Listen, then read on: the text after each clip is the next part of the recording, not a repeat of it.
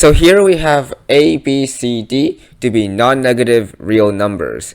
Now, I want you to find all possible tuples of a, b, c, d that satisfy both of these equations.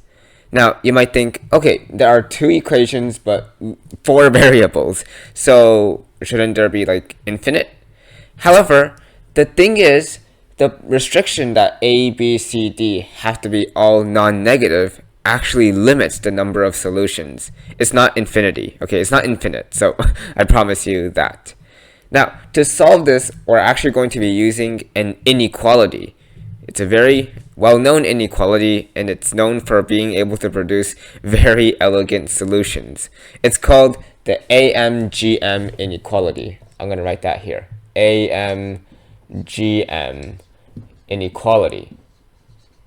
Now, the AMGM inequality basically states that if you have a set of non-negative real numbers, so I'll write those as x1, x2, xn, so there are n non-negative real numbers, then the arithmetic mean am, alright, then am, which is the arithmetic mean, is equal to the sum of all of those elements, alright, and then you divide it by n. It's the average. You're probably familiar with this, I'm pretty sure. However, there's also something called the geometric mean, gm. And the geometric mean is basically the nth root of the product of all of those numbers. So the AMGM inequality states that as long as all of these are non-negative, we can guarantee that AM will always be greater or equal to GM. And that's the inequality. Furthermore, we can only have equality if and only if all of these terms are equal. So we have equality if and only if. This is what double F's mean, okay? If and only if all terms are equal to each other. So if even one value is different, then it must be a strict inequality. Okay, so let's try to use this inequality. Firstly, I'm going to label the equations equation 1 and equation 2. Now, by AMGM, we know that a plus b plus c plus d divided by 4, its arithmetic mean, is always greater or equal to the fourth root of a, b, c, d. Its geometric mean. Now, a plus b plus c plus d, that's 20. So we can actually replace this entire thing with 20 divided by 4, which is 5. So I'm going to rewrite the left-hand side because it's just 5. Okay, so over here we can now take the fourth power of both sides. So we get that a, b, c, d is greater or equal to 5 to the 4, which is 625. And this is an inequality that we deduced. This inequality was deduced by AMGM. So if it is ever equal, then remember, this must mean that A, B, C, and D must all be equal. So we know that the product of A, B, C, D is going to be smaller or equal to 625. Alright, so that's one info that we know. Well, we've only used one equation, so it might be helpful to use another equation that we're given. The second equation, obviously. So over here, we have a bit of a problem. If we want to use AMGM, like we did over here, to deduce an inequality, we have to have positive or non-negative reals, right?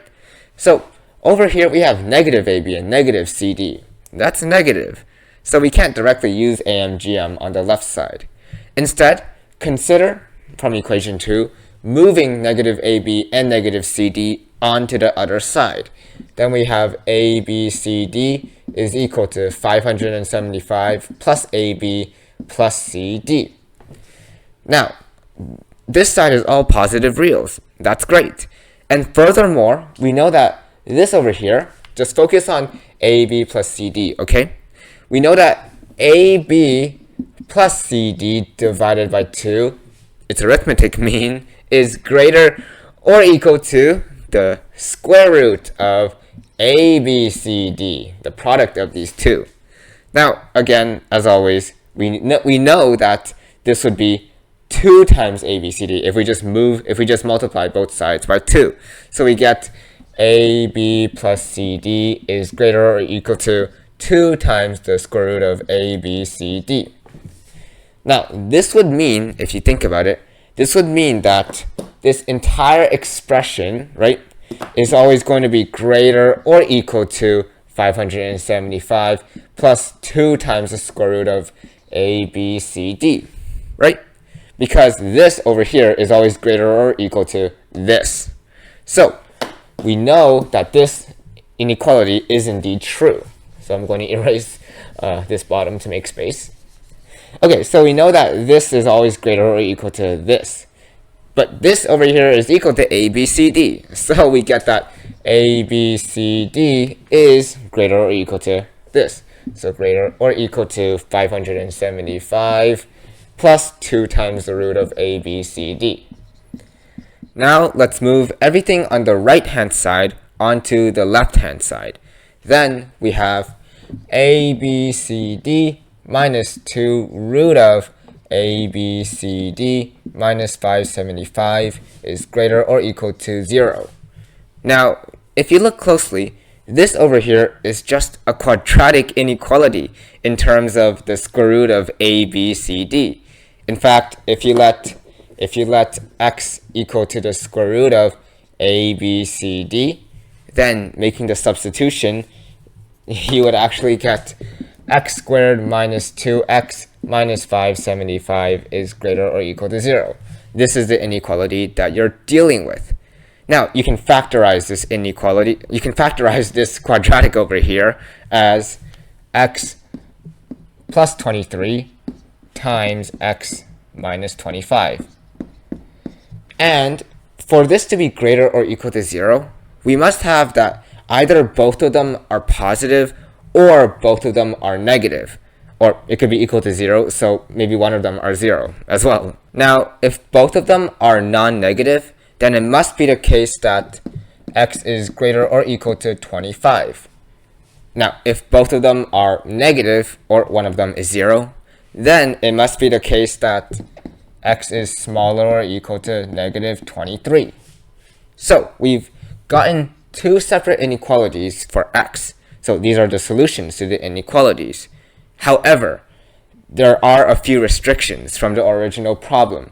Remember that A, B, C, D are all non-negative real numbers. So when x is equal to the square root of a non-negative number, it's obviously going to be non-negative. Or you could say that the square root just produces non-negative results. Sure. So this over here, x is smaller or equal to negative 23, is actually invalid. So this is an invalid result. So the only valid result is x is greater or equal to 25. Now remember, x is equal to the square root of a, b, c, d. So if you square both sides, you would actually get that a, b, c, d is greater or equal to 25 squared, which is 625. Cool, right? Okay, so over here we have a, b, c, d must be smaller or equal to 625. And we have a, b, c, d is also greater or equal to 625. So if both of them are true, then what must be the case? Well, then it must be the case that a, b, c, d is equal to 625 precisely, right? Both of these are true, so this must be true. Now, if they're equal to 625, then remember, these two conditions were derived from AMGM. And the AMGM inequality, part of it says that equality holds if and only if all of the terms are equal to each other. So if A, B, C, D is equal to 625, then A, B, C, and D, all of these numbers have to be equal to each other in value. So it must follow that each of A, B, C, and D must be the fourth root of 625. Now, the fourth root of 625 is equal to 5. And we have solved the problem. So the only possible tuple of A, B, C, D that satisfies both of these equations with A, B, C, D being non-negative is 5, 5, 5, 5. And that is our answer. This is the only possible tuple, and we've proved it by AMGM. So I hope you enjoyed this video. If you learned a lot from it, then please do consider dropping a like and subscribing. Thank you very much. Bye.